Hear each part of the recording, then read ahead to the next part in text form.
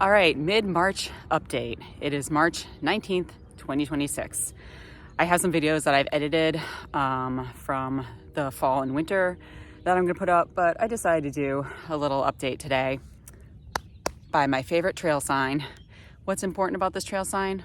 Well, it's not really the trail because it's just this tiny little trail that goes down to the river there, but this is the sidewalk where I developed runner's dystonia in an instant on April 19th, 2024. So when I have awesome runs, I like to come here and say, F you to this, because we're not having that anymore.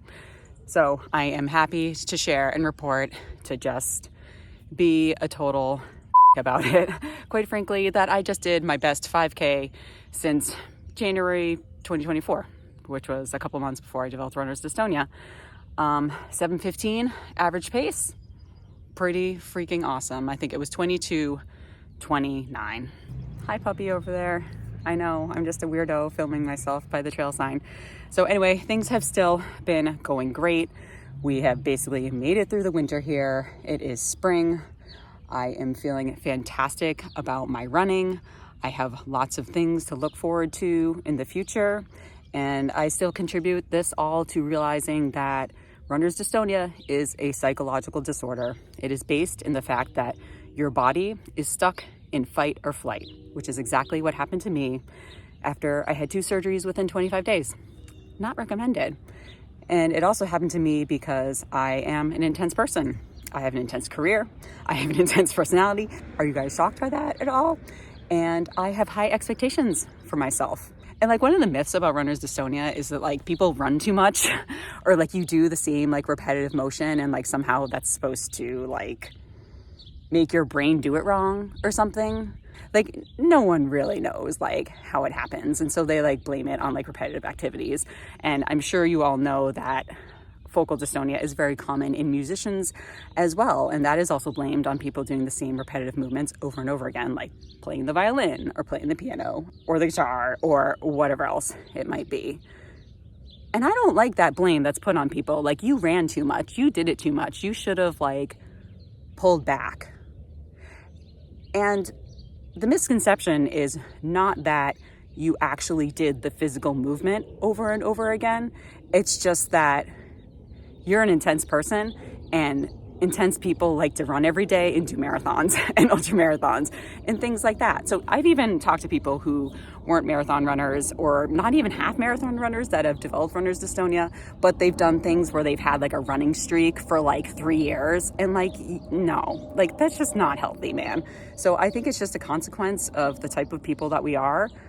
Long distance runners, daily runners tend to be intense people who have high expectations of themselves and are always pushing themselves to the limit, and they're probably pushing themselves to the limit in all the other areas of their life, like school, career, family, whatever it is, and a little bit probably obsessive compulsive too. You might not want to hear it. Sorry, you can click off right now, but you heard it from me. You heard it from me. Think of all the tracking we do with our Garmins. I still talk about my pace. I still talk about my distances. I'm still comparing myself. It's just in our nature. So it's not the actual repetitive movement of running, it's how you have approached your running, and that's just the way that your mind is built.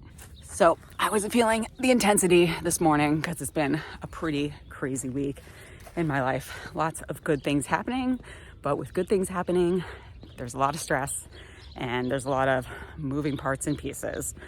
So I also, over the past 3 days, have been getting a venti iced coffee from Starbucks, which has a lot of caffeine in it, but I couldn't use my kitchen because my kitchen tile was getting redone, so I couldn't use the coffee maker. So I've been a little, that's probably a part of why my run was so fast today, because I've gotten a lot of caffeine and I've gotten a lot of things done. So I was feeling pretty intense this morning, and historically, old me would just convert that stress and intensity into kinetic energy, and that would fuel my runs as it did today.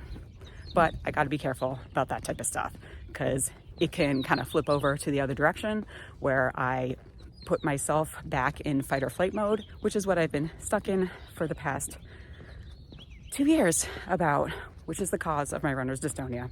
It is being stuck in fight or flight, and that is manifesting as physical symptoms. So I did wait a little bit for like the coffee to wear off a little bit, and I was like, let's check some other things off the list, like go to the grocery store, do a little more work, things like that.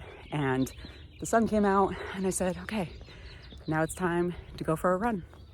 And it was a beautiful run. Some serious lessons I have learned about how intense my running and life used to be.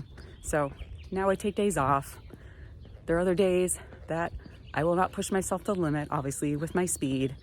And the important thing is to just go out and enjoy the run. Not with any goal in mind, just to enjoy it because I can do it. And you will be able to do it too. Think about your life.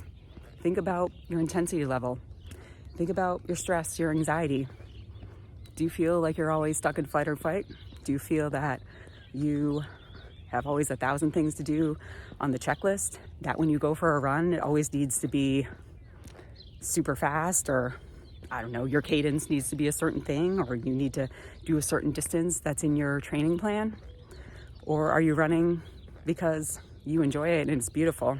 And kind of the secret to that is, it's a little bit like, I've learned this from some triathlon people. Slow is smooth and smooth is fast. If you enjoy your run, if you go in with no fear, without intensity, you will have fewer symptoms and you will go fast.